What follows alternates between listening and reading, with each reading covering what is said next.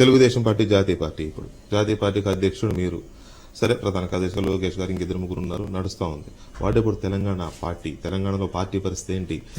నిజంగా మేము హైదరాబాద్ నుంచి హెడ్ క్వార్టర్ గా ఉన్నాం, మేము అబ్జర్వ్ చేస్తున్నాం కాబట్టి లీడర్లు వెళ్తున్నారు, క్యాడర్ అయితే ఉంది. ఇంకా అక్కడ పార్టీని ప్రొటెక్ట్ చేయడానికి మీరు కమిట్మెంట్ తో ఉన్నారు. ఎందుకంటే కొన్ని డౌట్స్ ఉన్నాయి, చంద్రబాబు నాయుడు గారు ఇక్కడ దీన్ని మెల్లగా దీన్ని వదిలేస్తారని కొన్ని డౌట్స్ ఉన్నాయి. This is not my version, your party cadre version. That is not your version, that is not correct version.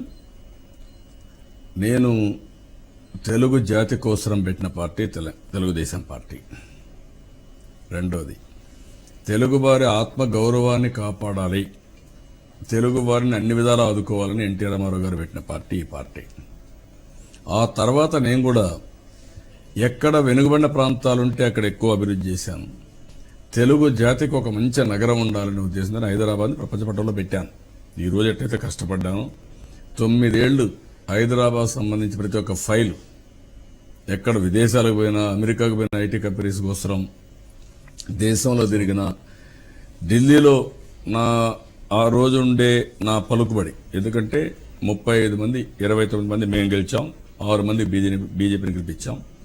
వాజ్పేయిని ఎప్పుడు అడిగినా ఏదైతే సివిల్ ఏవియేషన్లో ఓపెన్ స్కై పాలసీ కానీ, ఐఎస్బీ కానీ, ఔటర్ రింగ్ రోడ్డు కానీ, అనేక ఇన్స్టిట్యూట్స్, ఉర్దూ యూనివర్సిటీ కానీ, ఇవన్నీ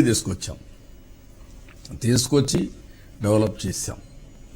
అదే మరిగా ఈరోజు నా మీద ఒక గురుతరమైన బాధ్యత. ఒక కొత్త రాష్ట్రం, సెక్రటరియట్ లేవు, ఇంకొక పక్క కాలేజీలు లేవు, ఇంకొక పక్క ఇండస్ట్రీస్ లేవు. నేను రాత్రింబగుళ్ళు అవుట్ ఆఫ్ దే పని చేస్తే తప్ప ఇవన్నీ కూడా గాడిలో పెట్టలేదు. ప్రజలు నమ్ముకున్నారు, వాళ్ళకి చేయాలి. అవి చేస్తూనే తెలంగాణలో కూడా నేను చెప్పాను మా వాళ్ళకి, మీరు పనిచేయండి, మీకు ఏ విధంగా సహకరిస్తాను. అదే మరి ఎప్పటికప్పుడు నేను సమీక్షలు చేస్తాను. తెలంగాణలో తెలుగుదేశం పార్టీ డెఫినెట్ గా ఉంటుంది, మీరు బతికిస్తారు దాన్ని 100%.